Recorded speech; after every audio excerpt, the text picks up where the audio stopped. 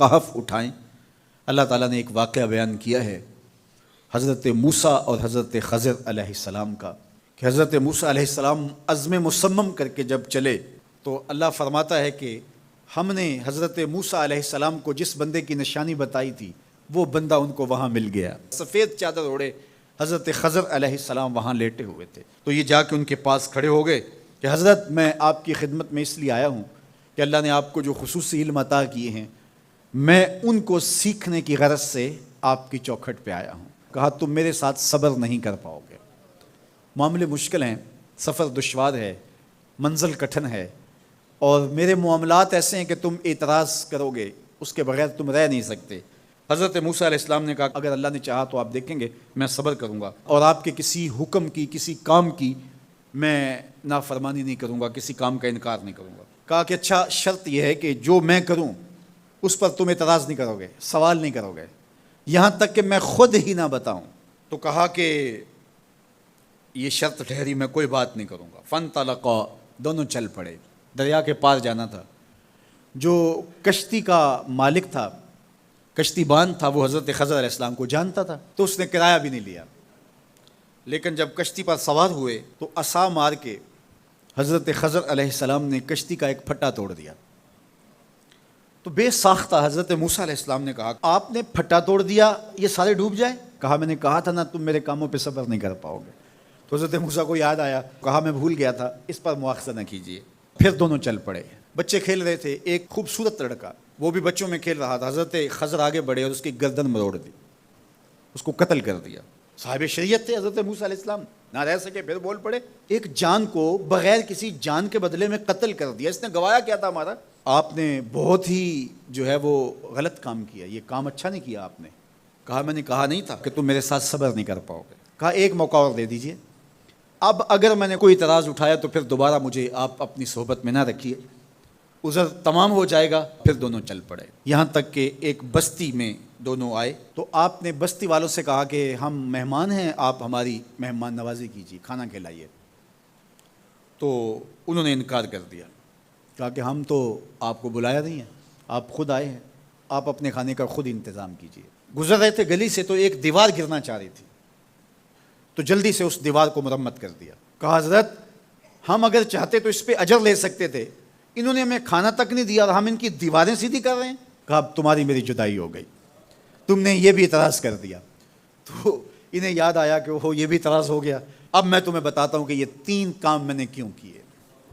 اللہ اکبر۔ اب سنیے، قرآن ہمیں بتاتا ہے کہ ظاہری علم بھی ہوتا ہے لیکن کوئی باطنی علم بھی ہوتا ہے۔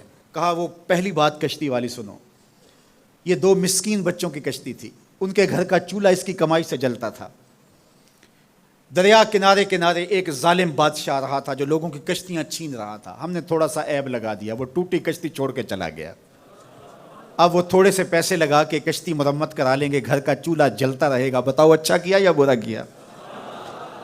کہا رہی بات اس بچے کی جس کو ہم نے قتل کیا، اس کے ماں باپ مومن تھے، نیک تھے، صالح تھے، بچے نے بڑا ہو کے بہت برا ہونا تھا، ہم نے اس کو قتل کر دیا، اللہ اس کے بدلے ان کو بہتر اولاد دے گا۔ علماء تفسیر نے لکھا ہے اس بچے کے بدلے میں اللہ نے ان والدین کو ایک بیٹی عطا کی جس کی نسل سے 70 نبی پیدا ہوئے۔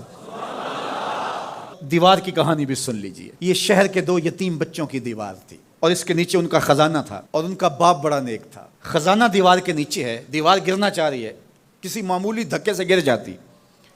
2 ہی صورتیں تھیں، یا وہ بچے خود اپنا خزانہ اٹھا لیتے یا لوگ اٹھا کے لے جاتے۔ لوگ اٹھا کے لے جاتے پھر بھی ہاتھ میں کچھ نہ آیا، اور اگر وہ خود اٹھا لیتے تو بچے ہیں، بچپنے کی وجہ سے وہ اس کو اڑا دیتے۔ تو ہم نے اس کے اوپر دیوار کھڑی کر دی، جب تک وہ اس قابل نہیں ہو جاتے کہ یہ خزانہ نکال کے اس کو صحیح مصرف پہ لگا سکیں، اتنی دیر تک دیوار گرے گی نہیں۔ اللہ اکبر۔ وہ کسی وجہ سے دیوار قائم رہے گی، اور جب وہ اس عمر کو پہنچ جائیں گے جس عمر میں وہ اس خزانے کو سنبھال سکیں گے تو پھر دیوار خود بخود گر جائے گی اور یہ خزانہ نکال کر کے اپنے کام پہ لے آئیں گے۔